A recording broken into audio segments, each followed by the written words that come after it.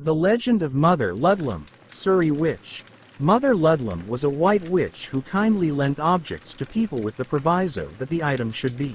This legend can be traced back to the 17th century, when it is said that a friendly old white witch called Mother Ludlam used to live in a local cave close to the village of Frensham in Surrey.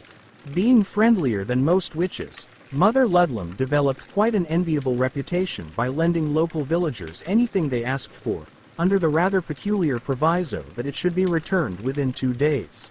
Would-be borrowers were required to stand on a boulder on the entrance to Mother Ludlam's cave and clearly state what they required.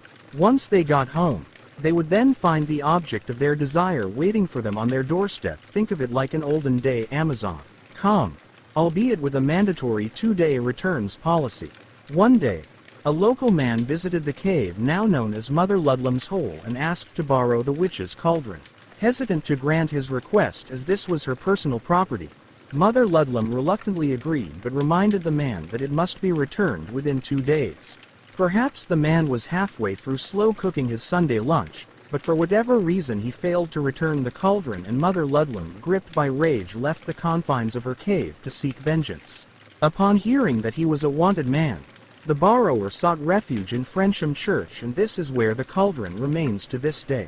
Whether or not this legend holds any truth remains conjecture, but what we do know is that the cauldron was used for centuries by the priests of Frensham for the brewing of church ale. It was even used for catering at religious festivals, and was likely responsible for many a sore head in the morning.